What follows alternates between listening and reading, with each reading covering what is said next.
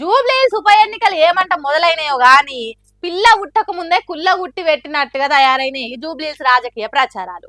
ఒకరి మీద ఒకరు సాడీలు చెప్పుకునుడు, విమర్శలు చేసుకునుడు, మొన్నటి దాకా తిట్టుకునుడు, నిన్నయాల ఇంకా జర ఎక్కువనే అయినాయి. ఇప్పుడు ఏకంగా సవాల్ ఇసురుకుంటురట. ఆవు నిజమేనుల్లా, మీరే చూడుండ్రి.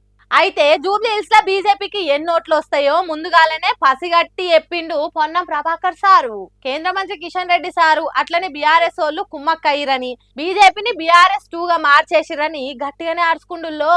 జూబ్లీహిల్స్ లో బీజేపీకి 10,000 ఓట్లు కూడా రావని సవాల్ చేస్తుండు చూడుండ్రి.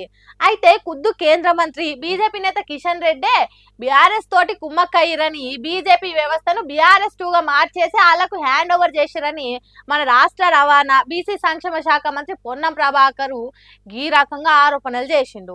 ఇంకేమన్నాడంటే కిషన్ రెడ్డి ప్రచార సరళి చూస్తుంటే దింపుడు గల్ల మాష లెక్కనే ఉందనుకొచ్చిండు.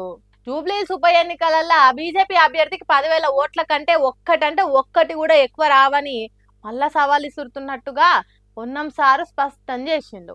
అయితే ఇదివరకైనా ఎన్నికలలో మీరు బీఆర్ఎస్ కు మద్దతు తీసుకున్నారు. ఇప్పుడు దానికి గురుభక్తి లెక్క ఈ ఉప ఎన్నికలలో బీఆర్ఎస్ కు లోపాయికారిగా మద్దతు తెలుపుతున్నారని జూబ్లీహిల్స్ లో బహిరంగంగానే చర్చ జరుగుతుందని పొన్నం అన్నాడు. సికింద్రాబాద్ ఎంపీగా 10 ఏళ్ల సంధి ప్రాతినిధ్యం వహిస్తున్న కిషన్ రెడ్డి ఆయన పార్లమెంట్ నియోజకవర్గ పరిధిలో జూబ్లీహిల్స్ అసెంబ్లీ సెగ్మెంట్ కు కనీసం ఏం చేసిండో చెప్పగలుగుతాడా అని పొన్నం ప్రభాకర్ సూటిగా ప్రశ్నలు వేసిండు. ఇప్పటికైనా కిషన్ రెడ్డి నిజాయితీగా వ్యవహరించుకోవాలి. సొంత పార్టీ అభ్యర్థిని గట్ల మోసం చేయొద్దు.